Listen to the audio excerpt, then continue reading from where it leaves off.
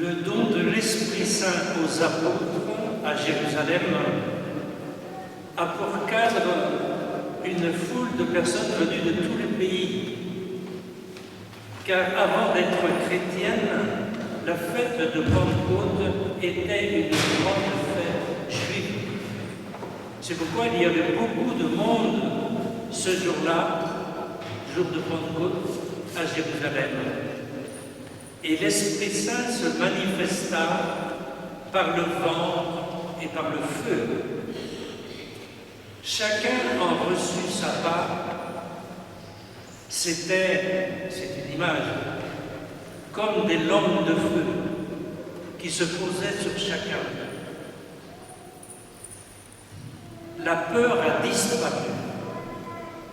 Et maintenant, il est devenu facile de communiquer malgré les différences de langue.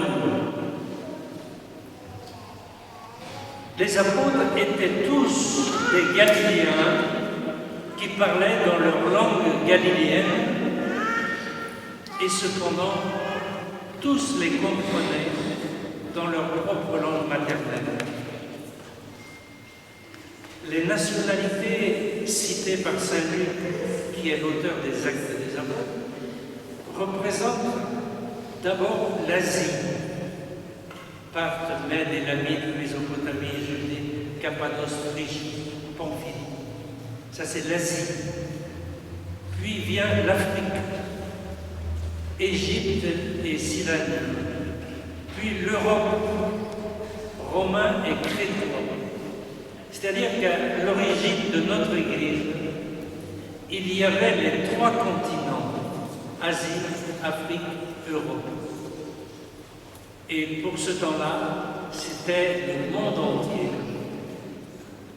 Et le miracle fut que tous se comprenaient sans avoir besoin de traducteurs.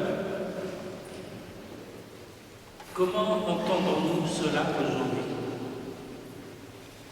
C'est que l'Esprit construit des ponts, abolit les frontières et permet la communication.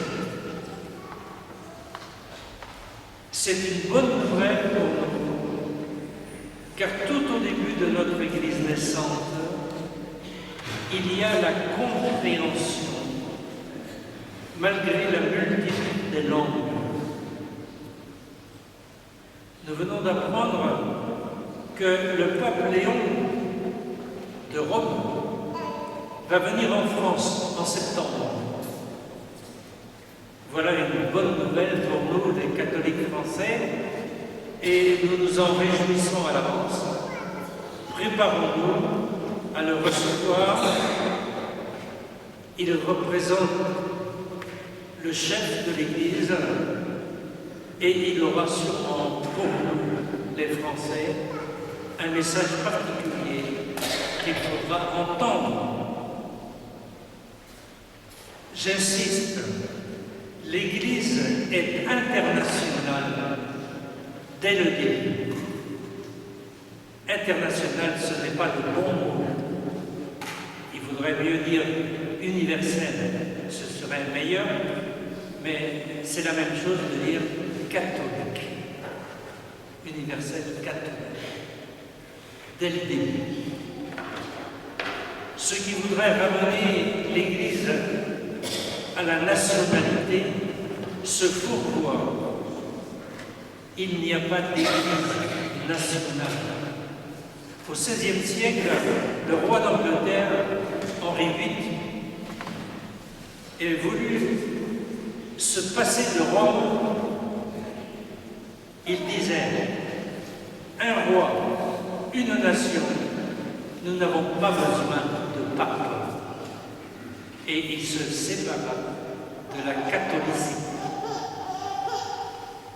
Grande erreur, car Jésus a voulu que Pierre le Galiléen, soit à la tête de l'Église.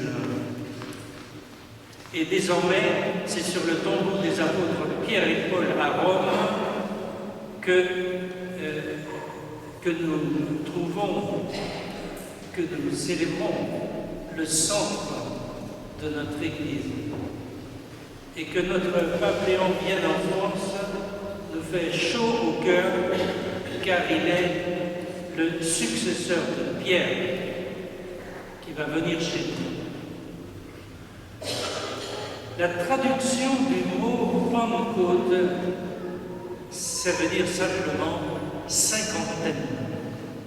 50 jours après Pâques, l'Esprit Saint fut donné à l'Église naissante et il continue de se donner à nous autres aujourd'hui et nous nous en réjouissons.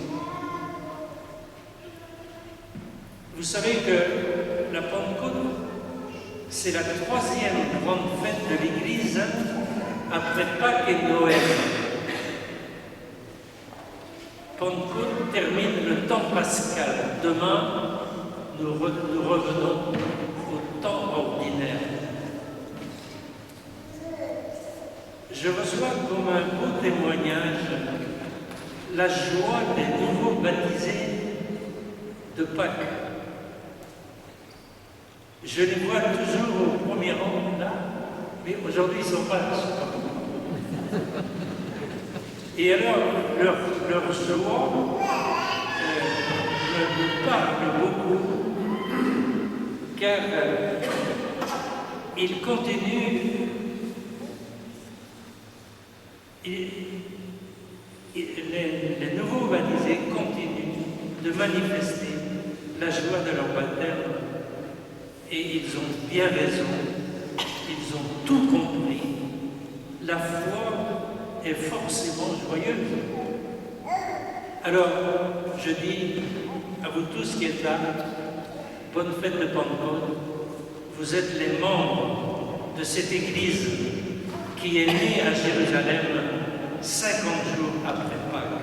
Amen.